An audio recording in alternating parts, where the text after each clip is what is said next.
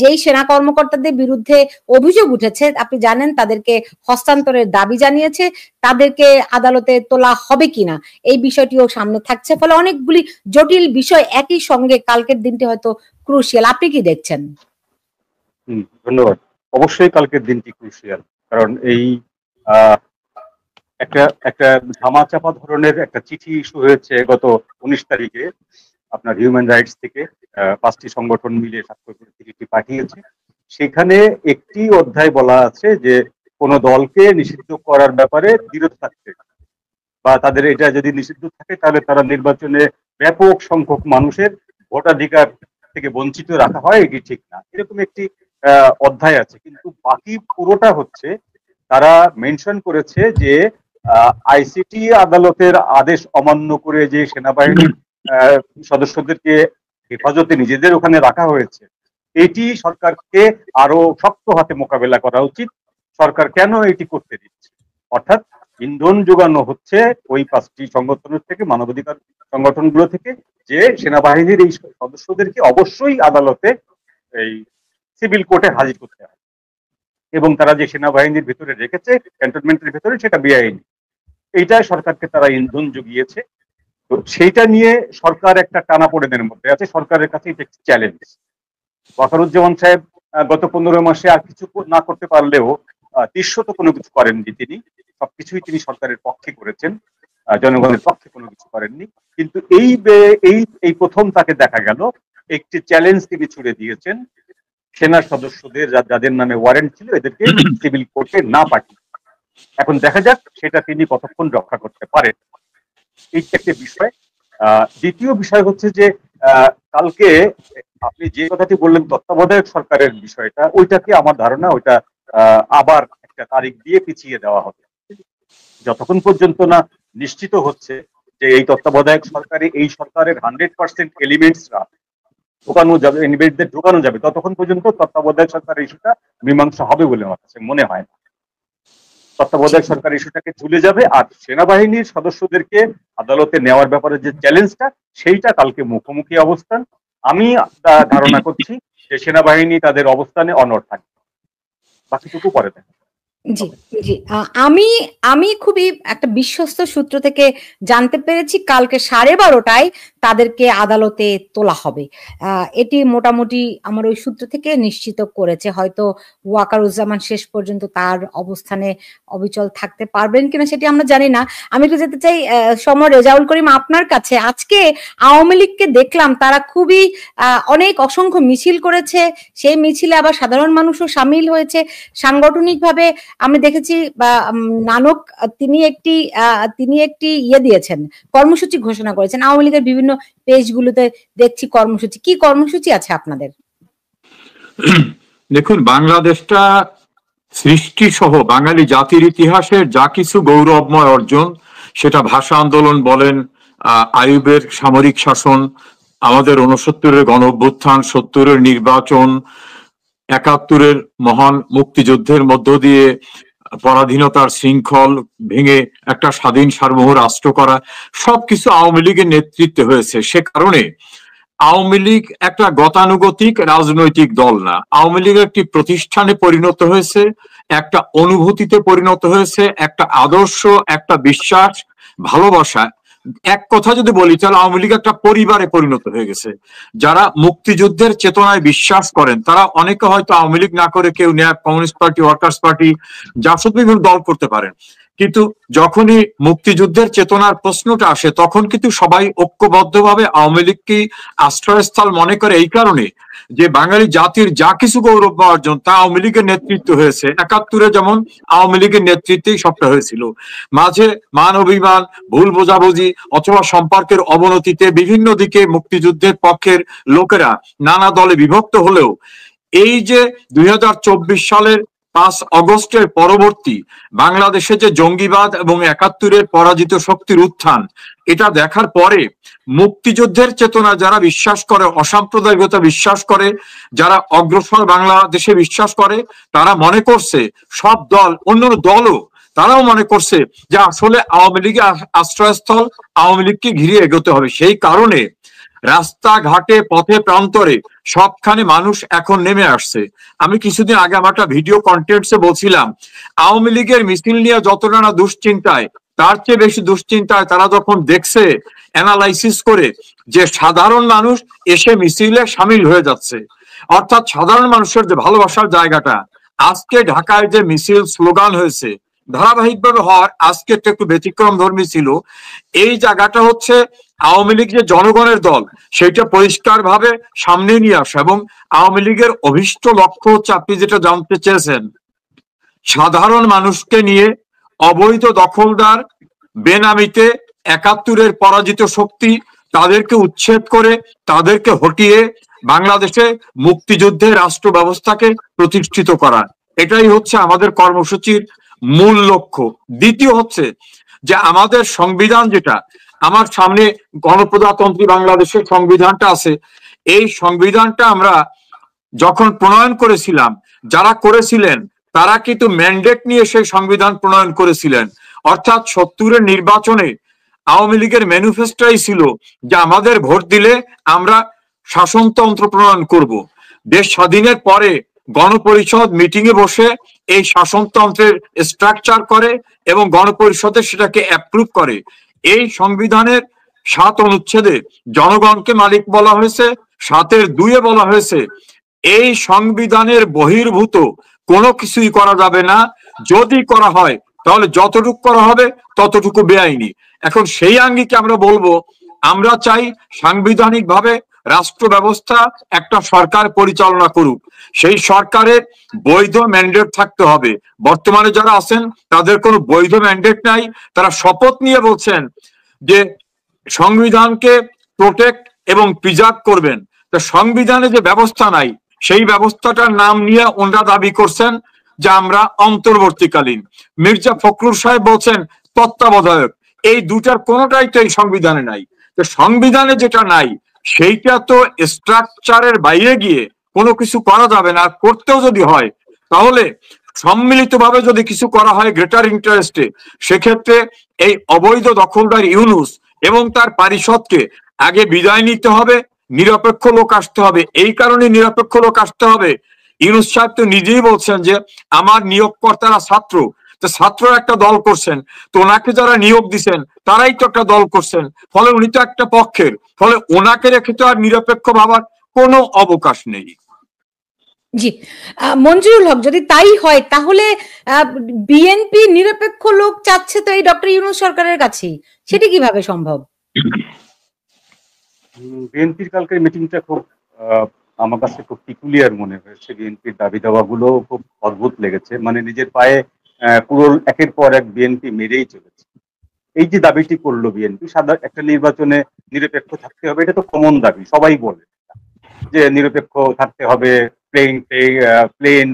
Playing field হতে হবে, সবকিছু সব স্বাভাবিক ব্যাপার। কিন্তু যখন বিএনপি বলে যে ফ্যাসিবাদের সমস্ত শেকড় উৎপাটন করে তারপরে নির্বাচন করতে হবে, তো তার মানেটা হচ্ছে সরকারের হাতে একটি আনলিমিটেড টাইম তুলে দেওয়া, একটি আনলিমিটেড খতিয়ে দেখার মতন বিষয় তুলে দেওয়া। এখন সরকার বলতেই পারে যে আপনাদের দাবি অনুযায়ী আমরা সমস্ত ফ্যাসিস্টকে প্রশাসন থেকে বিদায় করতে পারিনি, এটা করার জন্য আরো সময় দরকার। আপনি প্রশাসনের সমস্ত ফ্যাসিস্ট আপনি কি দিয়ে, কোন মানদণ্ড দিয়ে নিরূপণ করবেন?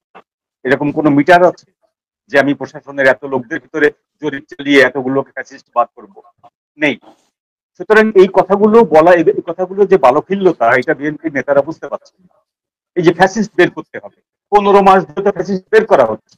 এখন যদি মনে করা হয় আওয়ামী লীগ আমলের সমস্ত কর্মকর্তারা ফ্যাসিস্ট বা এদের 90% ফ্যাসিস্ট, তাহলে 90% লোককে বাদ দিয়ে 10% লোককে দিয়ে প্রশাসন চালাক না সরকার। যদি 10% লোক দিয়ে প্রশাসন চালাতে পারে 90% ফ্যাসিস্টকে বাদ দিয়ে, তো দিক না বাদ, আপনারা সেই 10% দিয়ে কাজ করুন, সমস্যাটা কোথায়? এখন এগুলো বলা মানে হচ্ছে বিএনপি আরো টাইম, বিএনপির যে সংখ্যা যে ফেব্রুয়ারিতে নির্বাচন সরকার দেবে না, সেই সংখ্যাটাকে নিজেরাই আরো বাড়িয়ে দেবে। সরকার বলবে ঠিক আছে আমরা এখন সমস্ত ফ্যাসিবাদের দোসরদেরকে প্রশাসন থেকে ঝেঁটে গিয়ে বিদায় করে পরিষ্কার করে তারপরে নির্বাচন দেবে। আসেন এবার। এখন বিএনপিকে কে শেখাতে যাবে? বিএনপি তো আপনার জ্ঞানের কোন সীমা পরিসীমা, ওদেরকে তো শেখানোর কোন সুযোগ নেই। ওদের থেকে ভালো জি সমরে যায়। ধরেন আদালত যদি আগামীকাল তত্ত্বাবধায়ক সরকারের পক্ষে রায় দেয়, হ্যাঁ, আমি জানি না যে কি হতে পারে, তাই না? তো আপনার মানে যদি রায় দেয় তত্ত্বাবধায়ক সরকারের পক্ষে, তাহলে তো তাৎক্ষণিকভাবে ইউনূস সরকার বিলুপ্ত হয়ে যাবে নাকি? দেখুন, আমি প্রায় 40 বছর আইন প্রফেশনে আছি, আমি একজন ব্যারিস্টার, আমি দেশের সিনিয়র লয়ার। আমার এক্সপেরিয়েন্স, যে মুহূর্তে রায় প্রনাউন্স হয়ে যাবে সেই মুহূর্তে এটা সকলের জন্য কার্যকর হয়ে যায়। সই না হলেও আদালতে যে মুহূর্তে রায়টা অ্যানাউন্স করা হবে সেই মুহূর্তে সেটা লিগ্যাল স্ট্যান্ডে চলে আসে। তো ধরুন, যদি আমরা অনুমান করে ধরি যে তত্ত্বাবধায়ক সরকার ব্যবস্থার পক্ষেই আমাদের সুপ্রিম কোর্ট জাজমেন্ট দিল, জাজমেন্ট দেওয়ার সঙ্গে সঙ্গে কিন্তু তত্ত্বাবধায়ক এস্টাবলিশড হয়ে গেল। তত্ত্বাবধায়ক এস্টাবলিশড হলে কিন্তু তত্ত্বাবধায়কের স্ট্রাকচার এস্টাবলিশড হবে। স্ট্রাকচারটা কি?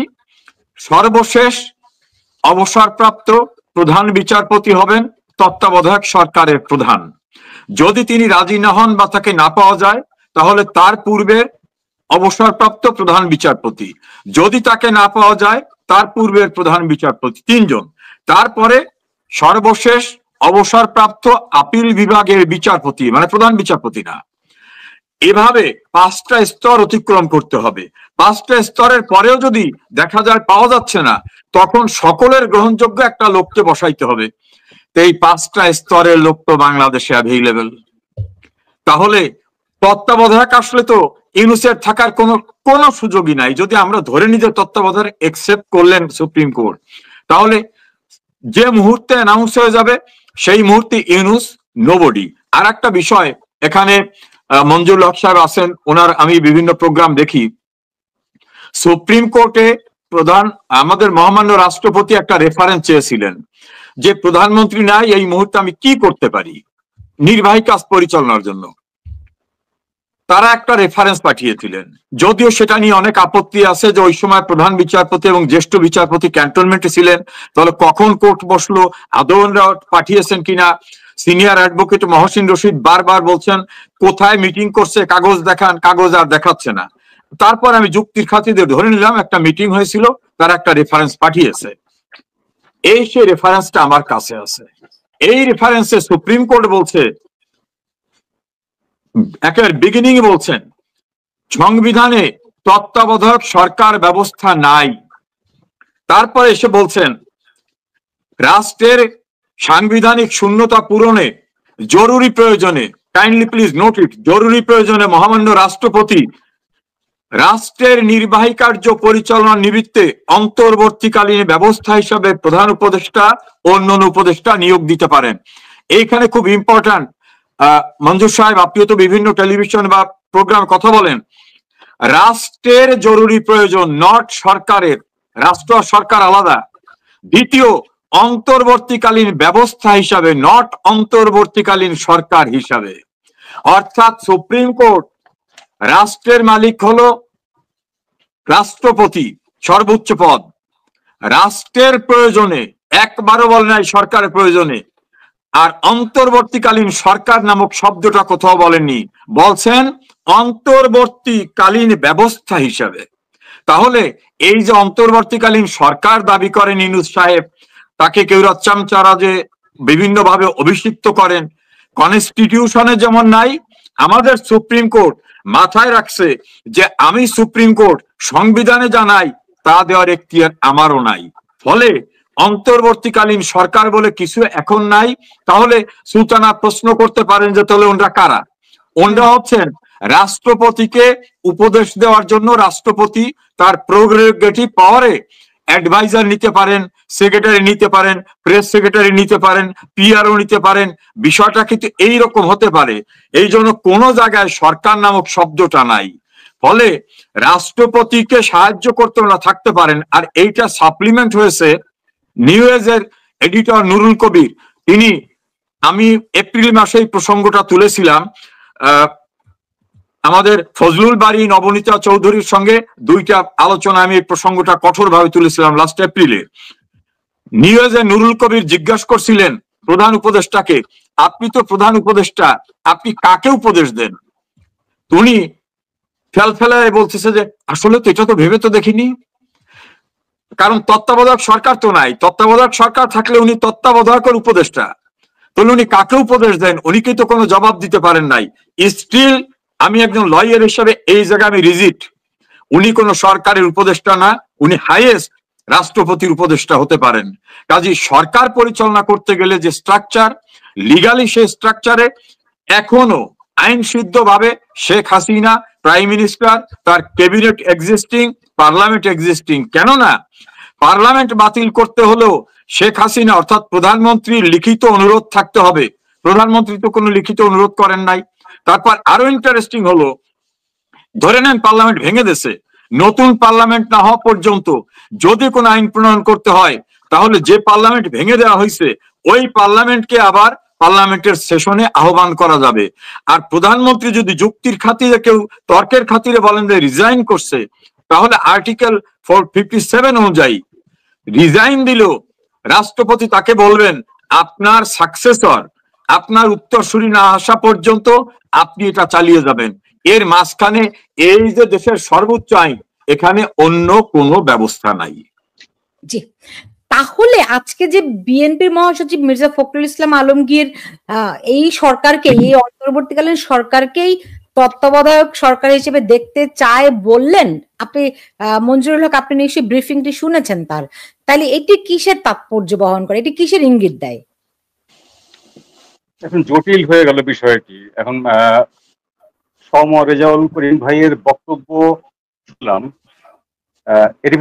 এর পেছনে একটি মাত্র লাইন আমি যোগ করি, সেটি হলো যে সম্পূর্ণ অবৈধভাবে 15টা মাস একটা গ্রুপ নিজেদেরকে সরকার বলে দেশ পরিচালনা করছে। আপনি তো প্রমাণ করে দিলেন যে আইনত কিভাবে তারা অবৈধ, এবং তারা কখনো বৈধ হতে পারে না বা বৈধ হওয়ার কোনো সুযোগও নেই তাদের। তারপরেও এই সরকারটি সুপ্রিম কোর্টের বিভিন্ন আদেশ, হাইকোর্টের বিভিন্ন আদেশ জারি করাচ্ছেন, বিভিন্ন অর্ডিন্যান্স পাস করাচ্ছেন, এই যে আইসিটি আদালতে বিভিন্ন অর্ডিন্যান্স পুশিং করছেন, এক একদিন এক একটা করে লাইন পুশিং করছেন, করে যাচ্ছেন। তো এই জিনিসগুলো, এই যেমন ধরুন যে এর আগের আদেশে ছিল যে যাদের বিরুদ্ধে মামলা হয়েছে তারা কেউ নির্বাচনে লড়তে পারবে না, অর্থাৎ আওয়ামী লীগের কোনো যাদের যেসব নেতার নামে মামলা হয়েছে, শেখ হাসিনা সহ, তারা কেউ নির্বাচনে লড়তে পারবে না। এইটা অর্ডিন্যান্সের ভিতরে ঢুকিয়ে দেওয়া হবে। তো এরকম অর্ডিন্যান্সও পাস করছে সেই বেআইনি সরকার। এখন আশঙ্কার জায়গাটি হচ্ছে যে যখন আগামী কালকে এই বিষয়টি যদি রেজাউল ভাই যেটি বললেন যে ঘোষণা হওয়ার সঙ্গে সঙ্গে তত্ত্বাবধায়ক সরকার ব্যবস্থা ইফেক্টেড হয়ে যাচ্ছে, তো সেরকম ব্যাপারটা তো তারা জানেন। তারা যদি সেইটি ঘোষণা করেই বসেন, তাহলে ডক্টর ইউনূস সাহেবের সাথে এই যে লোকগুলো এরা কোথায় যাবে? সুতরাং এটা যে ঘোষণা করে বসবেন না, এই মর্মেই আপনার সিদ্ধান্তে আসা যায় যে এরকম ঘোষণা আসতে যাচ্ছে না। এরকম ঘোষণা আসা মানে তো সরকারের জাস্ট সরকার কপ্পুর হয়ে উবে যাবে, সরকার বলে কোনো কিছু নাই, এক্সিস্ট করবে না। সুতরাং এটাকে পিছিয়ে দিতে পারে, এর আগেও যেতে পারে। আর বিএনপির যে কথাটি বললেন যে বিএনপি জোড়াতালি দিয়ে যেটি করতে চাচ্ছে, সেটি তো সম্ভব না। তত্ত্বাবধায়ক সরকারের যে ব্যবস্থা, সেই ব্যবস্থায় যে প্রাক্তন বিচারপতি, তিনি তার বাকি 9 জন সদস্যকে নির্বাচন করবেন। কাকে কাকে নেবেন সেটা সম্পূর্ণ তার এখতিয়ারের উপরে দাঁড়াবে। এটি তো বিএনপি বললো যে আমাদের লোক দিলাম, এদেরকে নিতে হবে, ব্যাপার এরকম না। সব দল থেকে লোক চাওয়া হবে, চাওয়ার পর তাদের ভিতর থেকে বাছাই করে 9 জন নেওয়া হবে, যেটি আমরা এর আগের তত্ত্বাবধায়ক সরকার ব্যবস্থাগুলোতে দেখে এসেছি, যে 9 জন উপদেষ্টা থাকেন এবং একজন থাকেন প্রধান উপদেষ্টা, 10 জনের একটি সরকার গঠন করা। তো সেইটি যদি হয়, বাংলাদেশে এখন প্রাক্তন বিচারপতি একাধিক রয়েছে, তাহলে সেই বিচারপতিরা আসতে পারে তত্ত্বাবধায়ক সরকারের প্রধান হিসাবে। তো এই রিস্কটা ইউনূসের সরকার নেবে বলে আমি মনে করি না। সুতরাং এটি কালকে মীমাংসা হচ্ছে না বলেই আমার বিশ্বাস। জি, এটাই অনেকেই বেশিরভাগই বলছেন, এই কারণেই সরকার পিছাচ্ছে, মানে তারিখের পর তারিখ পেছাচ্ছে। কালকে শুনানি হলে হয়তো রায় হবে না। সোমা রেজাউল করিম, আপনি যদি দেখেন এখানে ফখরুল হাসান এক মন্তব্য করেছেন যে তাহলে বর্তমান ইউনূস সরকার যে ভয়ঙ্কর কার্যক্রম পরিচালনা করছে তা মহামান্য রাষ্ট্রপতির দায় কিনা? অবশ্যই রাষ্ট্রপতির দায় না। এই কারণে রাষ্ট্রপতি তো নির্বাহী ক্ষমতার এখতিয়ার সম্পন্ন না, এবং আমাদের দেশের আইনে একজন মানুষকে শুধু সমস্ত দায় থেকে অব্যাহতি দেওয়া হয়েছে, তিনি হচ্ছেন রাষ্ট্রের প্রধান রাষ্ট্রপতি। তার দায়িত্ব পালনকালীন সময় তাকে ইম্পিউনিটি দেওয়া হয়েছে। এখানে তার কোনো দায় নাই। এই কারণে মহামান্য রাষ্ট্রপতি কিন্তু তাকে নিয়োগের সময় একবারও বলে নাই, শপথের যদি অনুষ্ঠানটা ইউটিউবে থাকে এনে দেখেন, তিনি কিন্তু একবারও বলেন নাই যে আপনাকে অন্তর্বর্তীকালীন সরকারের প্রধান উপদেষ্টা হিসাবে আমি নিয়োগ দিলাম। আমি আবার ওই রেফারেন্সে যাচ্ছি। রেফারেন্সে সুপ্রিম কোর্ট বলছে গণপ্রজাতন্ত্রী, এটা আমার না, সুপ্রিম কোর্ট বলছে গণপ্রজাতন্ত্রী বাংলাদেশের সংবিধানে অন্তর্বর্তীকালীন সরকার গঠনের কোনো বিধান না থাকায় আমরা পরামর্শ দিচ্ছি অন্তর্বর্তীকালীন ব্যবস্থা হিসাবে উপদেষ্টা নিয়োগ করতে পারেন, নট সরকার। অন্তর্বর্তীকালীন ব্যবস্থা হিসাবে তাদের মাথার ভিতরে ছিল যে সংবিধানে যেটা নাই আমি সুপ্রিম কোর্ট তো সেটা করতে পারি না। এই জন্য তারা উল্লেখ করে দিয়েছে দ্বিতীয় প্যারাগ্রাফে, এমত অবস্থায় গণপ্রজাতন্ত্রী বাংলাদেশ সরকারের সংবিধানে অন্তর্বর্তীকালীন সরকার গঠনের কোনো বিধান না থাকায়, তারাও বলতেছে বিধান নাই, কাজে আমি অন্তর্বর্তীকালীন সরকার গঠন করে পরামর্শ দিলাম না, তুমি উপদেষ্টা নিতে পারো। তাও কি জন্য? রাষ্ট্রের নির্বাহী জরুরি কাজের জন্য, সরকারের না। মনে রাখবেন, সরকারের না, রাষ্ট্রের। রাষ্ট্রে যদি কোনো সরকারও না থাকে তখনও কিন্তু রাষ্ট্র চলবে, কারণ রাষ্ট্রের মুকুট যিনি, তিনি কিন্তু রাষ্ট্রপতি। রাষ্ট্রপতির নামেই চলবে, রাষ্ট্রপতির নামেই ব্যুরোক্র্যাটরা কাজ করবে, অন্যরা কাজ করবে। সরকার না থাকলেও, যেমন 4 দিন সরকার ছিল না, চলছে না, সেই 4 দিন তো শূন্যতা ছিল না, রাষ্ট্রপতি ছিল।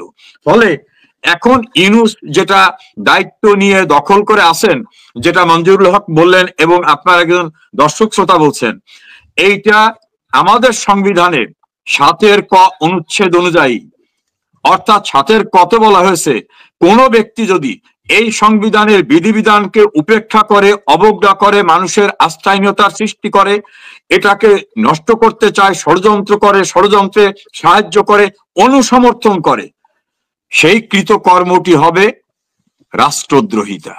ফলে ইউনূস এবং তার টিম অ্যাকর্ডিং টু কনস্টিটিউশন তারা সবাই রাষ্ট্রদ্রোহিতার অপরাধে অভিযুক্ত হবেন। এই ডক্টর আলী রিয়াজ, সে কিন্তু নিজেও সেদিন বলছে, বদিউল আলম মজুমদার বলছে যে দায় মুক্তির একটা ব্যবস্থা করে, না হইলে আমরা তো সংবিধান ভঙ্গের জাদে রাষ্ট্রদ্রোহিতার অভিযোগে অভিযুক্ত হব। অর্থাৎ তারা নিজেরাও জানেন যে তারা রাষ্ট্রদ্রোহিতা করেছেন। আর একটা জিনিস আমি আপনাদের দর্শক শ্রোতার জন্য বলি, কোন অপরাধের কিন্তু দায় মুক্তি হয় না। বঙ্গবন্ধুর খুনিদের দায় মুক্তি মোস্তাক দিয়েছিল 26শে সেপ্টেম্বর 1975-এ। জিয়াউর রহমান ক্ষমতা এসে 1979 সালের 9 এপ্রিল পার্লামেন্টে আইন পাশ করে সংবিধানের 5ম সংশোধনী নাম দিয়ে দায় মুক্তি দিয়েছিল। সুপ্রিম কোর্ট বলছে অপরাধের দায় মুক্তি হয় না, তোমরা যেটা করেছো এটা অন্যায়, এটা অপরাধ, দেশদ্রোহিতা, তস্করের কাজ, শাস্তিযোগ্য অপরাধ। একইভাবে এরশাদের ক্ষমতা দখল নিয়েও 7ম সংশোধনী মামলায় সুপ্রিম কোর্ট একই কথা বলছে।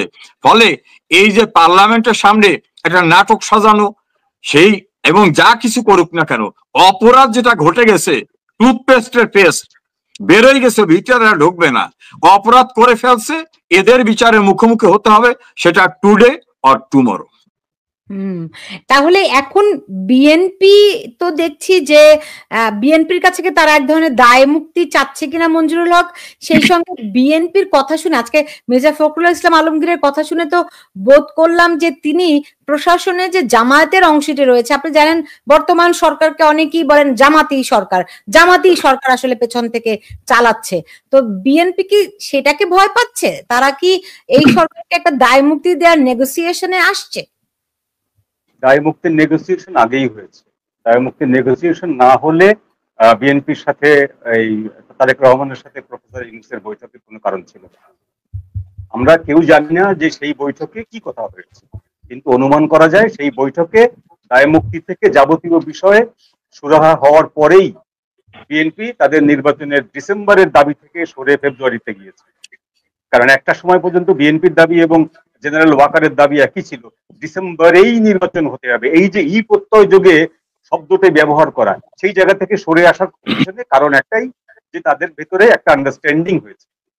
এখন বিএনপি সেই আন্ডারস্ট্যান্ডিং এর উপর ভরসা করতে পারছে না, কারণ জামাতের সাথে সরকারের সখ্যতা বিএনপির চেয়ে বেশি, জামাতের অংশগ্রহণ সরকারের ভেতরে বিএনপির চেয়ে বেশি, সেটি একটা বিএনপির ভয়।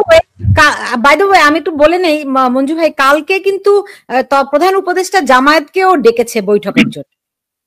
আচ্ছা, উনি তিনটি দলকেই ডাকবেন, ওনার স্টেক হোল্ডারদেরকে উনি ডাকবেন সবসময় পরামর্শ করার জন্য, ওইটা ম্যাটার করে না।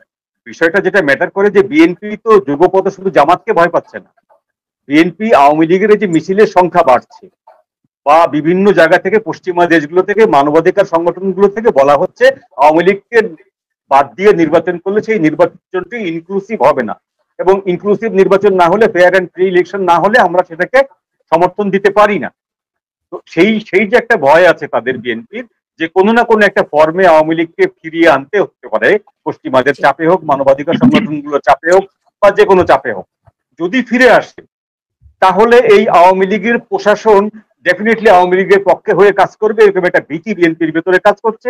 প্লাস জামাতি যারা ইনক্লুড হয়েছে এই গত 15 মাসে, তারাও বিএনপির বিরুদ্ধে কাজ করবে, এই ভীতিটাও বিএনপির আছে। এই দুই ধরনের ভীতি থেকে বিএনপি প্রফেসর ইউনূসের সঙ্গে আজকে এই কথাগুলো বলেছে। মানে যেটা বুঝলাম আপনার কথাই, আসলে বিএনপির ভীতিটা ডাবল আপ হয়েছে। আমাকে শেষ করতে হবে, এই যে কালকে 25 জন সেনা কর্মকর্তা সহ যে আসামিদেরকে কালকে ট্রাইব্যুনালে হাজির করা হবে, যদি করা না হয়, আপনারা বলছেন যে করা হবে না, মঞ্জু ভাই তাই বলছেন, যদি করা না হয় তাহলে সংবাদপত্রে বিজ্ঞপ্তি দেয়া হবে, এটা এরকম বলেছে প্রসিকিউশন টিম থেকে। এই এখতিয়ার কি আছে? কালকে কি হতে পারে রেজাউল করিম? দেখুন, কালকেই পত্রিকায় বিজ্ঞপ্তি দেওয়ার প্রভিশন নাই, আসামিকে খুঁজে পাওয়া যায় নাই এই মর্মে যদি পুলিশ রিপোর্ট দেয়, তারপরে বলা হবে ক্রোকি পরোয়ানা দেওয়া হোক, ক্রোকি পরোয়ানা যাবে, ক্রোকি পরোয়ানা যদি কার্যকর না হয় তারপরে হবে। আমার বিশ্বাস এবং ধারণা মতে উভয় সংকটে আছে এই ট্রাইব্যুনাল, সরকার, উত্তরপাড়া। কারণ উত্তরপাড়াকে অর্থাৎ ক্যান্টনমেন্টকে মেরুদণ্ডহীন করে আমাদের দেশপ্রেমিক সেনাবাহিনীকে সুকৌশলে দুর্বল করার একটি মেটিকুলাস ডিজাইনে কাজ চলছে। না হলে এভাবে হতে পারে না। যারা ক্ষমতা দখল করেছেন, ধরেন এই ট্রাইব্যুনালের তো এখতিয়ার নাই, কারণ না এই ট্রাইব্যুনালের নিউ ফরমেশন হয়েছে রাষ্ট্রপতির অর্ডিন্যান্সের মাধ্যমে। তো সেই অর্ডিন্যান্সটা হলে পার্লামেন্টে পাশ হলে সেটা হবে আইন। এখন পর্যন্ত পার্লামেন্টে নাই, আইন পাশ হলো না, বলে তুমি চাবাচ্ছ কি? কর্তা দিবার চাইছে, তা আইনি পরিণতি হলো না, ওনারা বিচার করে ফেলতেছেন। আমার ধারণা মুক্তিযুদ্ধের পক্ষের সেনা কর্মকর্তাদের এবং দেশপ্রেমিক সেনাবাহিনীকে ধ্বংস করার একটা মেটিকুলাস ডিজাইনের অংশ এটা। আমাদের বোধহয় অপেক্ষা করতে হবে, কারণ অনেক কিছু কিন্তু বাংলাদেশে আগাম অনুমান করা যায় না। বাংলাদেশে অনেক কিছু ঘটে যায় যেটা আগাম অনুমান করা যায় না, যে আমরা দেখি কি অবস্থাটা হয়। জি, শেষ করব। মঞ্জুরুল হক যদি শেষ মন্তব্যটি করতেন যে কালকে, সরি আমি একটু 30 সেকেন্ড একটু সময় নিই। সেটা হলো মির্জা ফখরুল ইসলাম আলমগীর কিন্তু ইউনূসকে তত্ত্বাবধায়ক সরকারে রূপান্তর করার কথা বলেন নাই, তিনি সুকৌশলে বলছেন তত্ত্বাবধায়কের মতো একটা ব্যবস্থায় যেতে হবে। তা তত্ত্বাবধায়কের মতো ব্যবস্থায় গেলে আর এই সুদের ব্যবসায়ীকে রাখা যাবে না। আবার দেখছেন ফখরুল ইসলাম কথা বলতে পারতেছেন না, উনি পাশের থেকে সালাউদ্দিন সাহেবের পরামর্শ নিচ্ছেন। মানে বিএনপি কুলহারা হয়ে গেছে, ইউনিভার্সিটির কোন জায়গায় দাঁড়াতে পারতেছে না। তাদের দীর্ঘদিনের যে রাখি বন্ধন, সেই জামাতের কাছে যে অবস্থা ভয়ঙ্কর, এটা বোধহয় বুঝতে পারছেন। আমি সরি মঞ্জু ভাই, বলেন। জি জি, কালকে কি হতে পারে? আপনি কোনটা সেনাদেরকে হাজির করা প্রশ্ন? অনেকগুলি বিষয় তো, সেনাদের আদালতে হাজির করা, তত্ত্বাবধায়ক সরকারের শুনানি, এদিকে আওয়ামী লীগেরও কালকে অনেক বড় বড় কর্মসূচির কথা শুনতে পাচ্ছি। আচ্ছা, এটা আমি প্রথমে যেটা বলেছিলাম সেই কথার পেছনে সামান্য একটু কারণ যোগ করি, আধা মিনিটের মতো, 1 মিনিটের মতো। সেটি হলো যে ওয়াকার সাহেবের আত্মগ্লানিতে হোক বা যে কারণেই হোক, তিনি তো কিন্তু মধ্যপন্থী।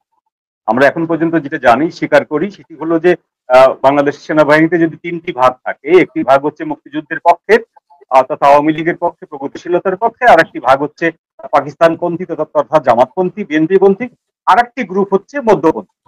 এরা উভয় গ্রুপে থাকে, এরা দুই গ্রুপকে মিনিমাইজ করে। তো আমরা যদি ওয়াকার সাহেবকে মধ্যপন্থী কাতারে ফেলে দিই, তাহলেও দেখবো যে তিনি সেখান থেকে খুব রিসেন্টলি দুটি পরিবর্তন কিন্তু তিনি ঘটিয়েছেন নিজের ভেতরে হোক বা সেনাবাহিনীর ভেতরে। তার একটি হলো যে ভারতীয় গোয়েন্দা দলটি যেটি এসেছিলেন 4 সদস্যের, তাদের সরকার কিন্তু অনুমতি দেয়নি, তারা আসার কথা ছিল না, এবং সেটা নিয়ে বাংলাদেশের কোনো পত্রপত্রিকায় বড় কোনো রিপোর্টও হয়নি। তো তারা কিন্তু এসেছে, তারা সেনাবাহিনী প্রধানের অনুমতি নিয়েই এসেছেন এবং সেনাবাহিনী প্রধান তাদেরকে এনেছেন। সুতরাং এখানে তিনি একটি কি বলা যায় ট্রাম্প কার্ড করেছেন সরকারের উপর। আমি সেই জায়গা থেকে বলছি যে আগামীকালকে যদি ওই সেনা সদস্যদেরকে কোর্টে হাজির করা হয়, তাহলে কোর্টের এই যে রেজাউল ভাই যেটি বললেন যে এই কোর্টের এখতিয়ারই নেই, আইসিটির কোনো এখতিয়ার নেই ওই সেনাদের বিরুদ্ধে মামলা জারি করার বা এই ওয়ারেন্ট ইস্যু করার। যদি ওরা কোর্টে হাজির করে তাহলে কিন্তু ওই এখতিয়ারটা এস্টাবলিশড হয়। সুতরাং হাজির করার ব্যাপারে আমি খুব নিঃসন্দেহ না।